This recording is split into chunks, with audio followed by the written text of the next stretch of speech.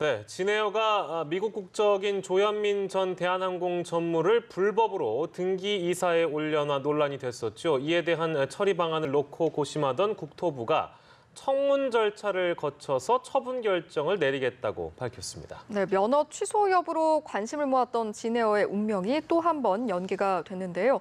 그 이유가 무엇인지 전문가와 함께 살펴봅니다. 양재민 변호사 모셨습니다. 어서 오세요. 안녕하세요. 네, 국토부의 내용을 보면 일단은 좀 청문 절차를 진행한 후에 면허를 취소할지 말지 결정하겠다라는 얘기인데 아무래도 이것을 지금 당장 결정을 하게 되면 지금 진에어에서 근무하고 있는 분들도 계시기 때문에 부담이 좀 많이 됐었을 것 같습니다. 일단 어떻게 봐야 될까요? 말씀하신 것처럼 일단은 대량 실직이 일어날 것이다라고 예측을 하는 것도 사실은 하나의 부담감으로 작용을 했을 것 같고요. 예. 하지만 일단은 국토부에서 밝히기로는 면허 취소를 아직 할지 말지 결정한 것은 아니고 청문 절차를 거쳐야 된다라고 얘기를 하고 있습니다.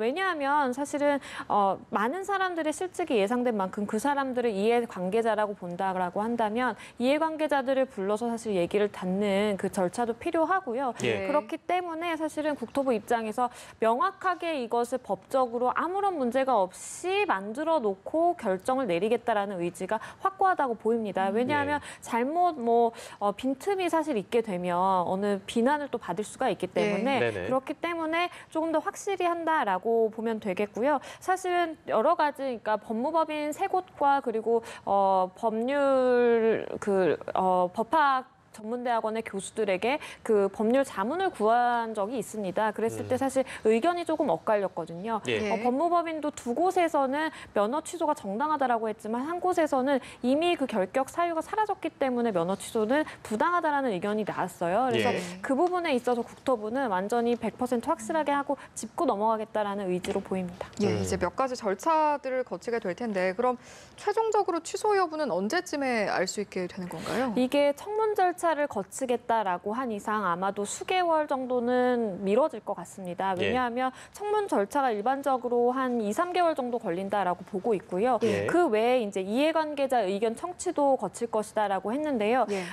특히 고용 불안이라든지 아니면 대량 실직 문제에 있어서 그 이해관계자 의견 청취를 심도 있게 하겠다라고 했기 때문에 예. 그 부분에 있어서도 또 수개월이 걸릴 것으로 보이고요. 예. 다 이제 총체적으로 종합적으로 판단을 한다라고 한다면 아마도 지금으로부터 수개월 뒤에 취소 여부를 알 수 있지 않을까 싶습니다. 여러 가지 절차들이 남아 있다는 말씀이신데 앞으로 이제 이런 절차들이 진행되면서 혹시 법적으로 쟁점이 될 만한 사안들이 있을까요? 우선은 말씀드린 것처럼 관련 법령을 보면 예. 우선 외국인이 국적항공사의 그 등기 이사로 임원으로 등재돼 있었던 것은 명백한 잘못입니다. 근데 여기서의 쟁점은 그때 당시에 발견을 했다라고 한다면 그때 당시에 결격 사유가 되고 그럼 취소를 고려할 수 있겠지만 예. 지금은 이미 조현민 전 전무가 이제 등기 이사가 아니란 말이에요. 네. 예. 그런 경우에라도 지금 행정처분을 내리는 것이 정당한가 이거를 우선 중점적으로 볼 수 있을 것 같고요. 예. 만약에 그 조항이 아니라고 한다면 다른 조항도 있습니다. 다른 조항 같은 경우에는 외국인이 항공사의 주식을 2분의 1 이상 소유하거나 아니면 실제로 경영에 참여해서 막대한 영향력을 행사했다. 그러면 역시 취소 사유가 되거든요. 그러면 등기이사는 비록 지금 아닐지라도 막강한 영향력을 행사하고 있다라고 봐서 그럼 면허 취소가 될 수 있느냐. 이것도 사실 검토해볼 만한 쟁점이라고 보입니다.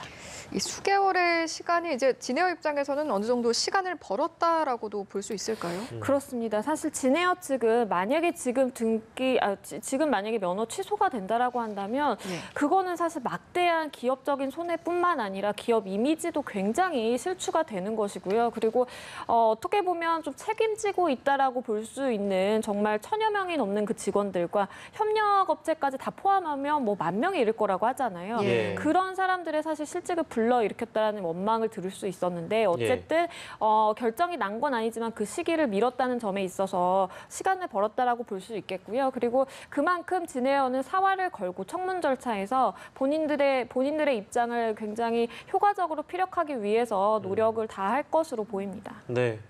물론 이제 진에어에서 근무하시는 분들은 그때 당시에 감독 관할 책임은 국토부한테 있는 건데 이제 와서 이런 결정을 만약에 내리게 되면 그 제 말은 결정이라는 것은 결국에 면허 취소를 결정을 내리게 되면 그것 또한 말이 안 된다라고 말씀하시는 분들도 계시더군요. 그렇습니다. 사실은 그 지금 얘기가 되고 있는 것이 진에어도 잘못한 부분이 있지만 예. 국토부도 잘못한 거 있는 것이 아니냐라는 얘기가 나오고 있어요. 예. 그렇기 때문에 국토부에서도 사실 그 담당 공무원을 수사 의뢰를 했거든요. 네. 그래서 예.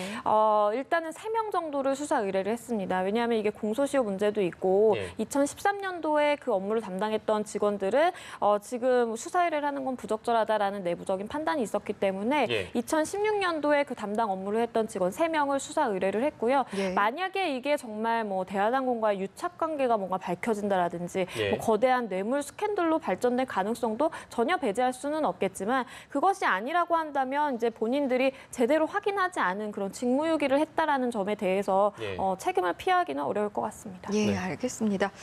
이제 다음 이야기로 좀 넘어가 보도록 하겠습니다. 저희가 네. 앞서 리포트에서도 전해드렸었는데 파업 중에 스스로 목숨을 끊은 삼성전자 서비스의 노조원의 장례를 가족장으로 치러달라 이런 삼성 측의 요구를 들어주고 6억 원을 챙긴 아버지가 검찰에 체포됐다고 하는데 좀 자세하게 설명을 좀 해주실까요? 네, 이게 삼성전자 서비스에 근무하던 염호석 씨가 있습니다. 이분이 2014년 5월에 사망을 했는데요. 스스로 이제 목숨을 끊었습니다. 그러면서 유서에 뭐라 그랬냐면 지회가 승리하는 그날 나를 화장해서 뿌려달라라고 했습니다. 그래서 예. 사실은 노조원들 측은 이제 노조장을 하기를 원했었어요. 예. 그런데 그 당시에 이제 이분의 어머니와 아버지의 의견이 갈렸는데요. 예. 아버지는 사실 이 삼성전자 측과 얘기가 돼서 6억 원을 받고 조용하게 가족장을 치르자라는 마음이었고요. 예. 실질적으로 이제 3억 원씩 나눠 받고 가족장으로 치렀는데 예. 그 과정이 사실 문제입니다. 그 과정에 있어서 이 시신을 이제 경찰차를 동원을 해서 굉장히 이제 탈취하다시피 빼온 부분도 문제가 됐고요. 예. 그리고 뭐 노조원들이 모르게 하려고 병원도 여러 차례 옮기면서 장례를 치렀거든요. 예.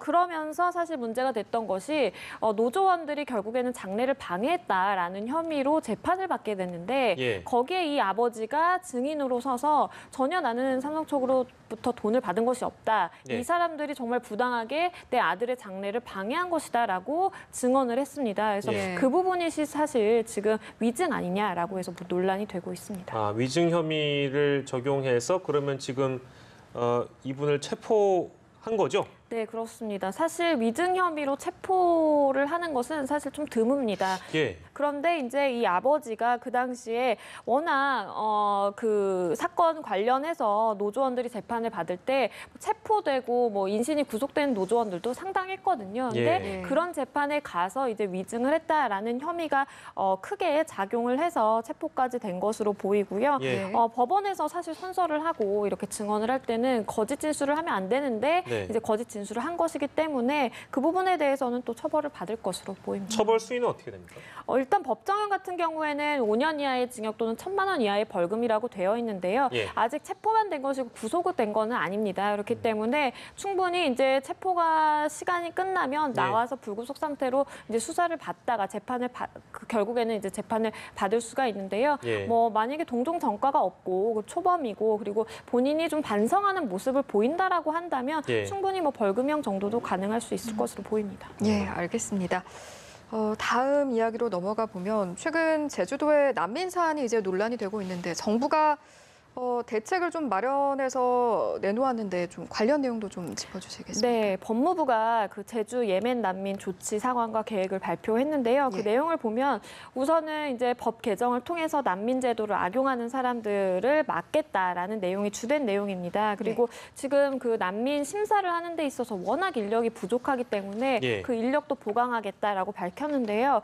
일단 심사관, 뭐 통역관을 보강을 하겠다라고 했는데 이 명수도 사실은 조금 부족해 보입니다. 왜냐하면 지금 심사관이 3명인데 4명을 더 증원해서 7명이 된다라고 하고요. 예. 통역 같은 경우에도 2명인데 2명을 더 늘려서 4명이 됩니다. 그래서 일단 법무부에서 밝힌 바에 따르면 목표는 지금 난민 신청을 한 그 예멘 국적의 사람들 400여 명을 모두 심사를 9월에서 10월 내에 끝내겠다라는 목표를 가지고 있고요. 예. 기존에는 난민 심사 기간이 한 8개월 정도 걸렸어요. 근데 이거를 2개월에서 3개월 정도 단축되도록 그 제도적인 개선을 하겠다라고 했고요. 그리고 법원과 이제 상의를 해서 난민 심판원을 신설하겠다. 그래서 보다 조금 전문적으로 난민 심사를 할 수 있는 그런 체계를 마련하겠다라고 발표를 했습니다. 네. 근데 궁금한 건 이제 그 난민에 대한 얘기는 유럽이나 어디 먼 국가의 얘기처럼 늘 다가와서 갑자기 왜 제주도에 이렇게 예민 난민 신청이 급증한 걸까? 그 이유도 좀 궁금하네요. 네, 말씀하신 것처럼 정말 급증을 했는데요. 네. 왜냐하면 지난해 말까지 예멘 난민 신청 그 누적 수가 400여 명 정도였어요. 예. 근데 올해 들어서 5개월간 500여 명이 넘게 신청을 했거든요. 네. 그야말로 정말 급증을 했는데 그 이유가 일단은 그 지난해 말에 말레이시아와 제주를 잇는 그 직항편 운항이 시작이 됐습니다. 근데 예멘 난민들이 상당수가 말레이시아에 머물고 있는 사람들도 많았거든요. 그렇기 때문에 사실은 이제 그 직항편이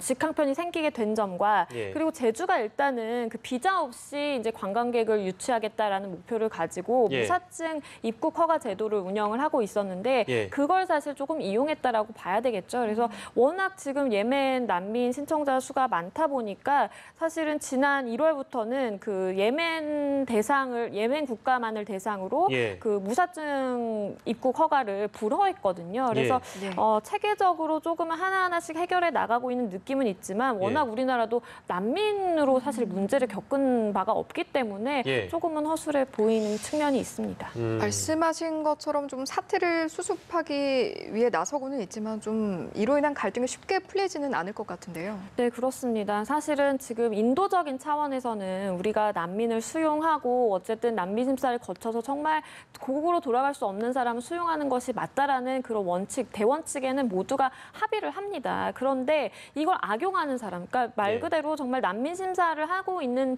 기간 동안에는 우리나라에 어쨌든 머물 수 있고 또 취업을 할 수 있고 이렇기 때문에 그 기간을 이용해서 취업을 하려는 사람들이 사실 문제인 거거든요. 그렇기 때문에 그런 사람과 아닌 사람을 잘 걸러내야 되는데 우리나라는 아직까지 그런 인력이 없다라는 거죠. 그렇기 때문에 이런 문제는 그런 인력 구축과 함께 뭔가 제도적인 그 시스템을 마련하고 일단은 그러기 위해서는 사실 법 개정이 가장 먼저 돼야 될 것 같고요. 그렇게 하나하나 되다 보면 어느 정도 그 난민 문제도 해결이 되지 않을까 싶습니다. 인도적 차원에서 받아줘야 한다라는 의견도 있고 청와대 청원까지 올라가서 난민에 대한 우려를 갖고 있는 분들도 적지 않은 상황이니까요. 첨예한 갈등을 빚고 있는 이슈, 난민에 대한 이슈까지 오늘 양지민 변호사와 함께했습니다. 고맙습니다. 고맙습니다.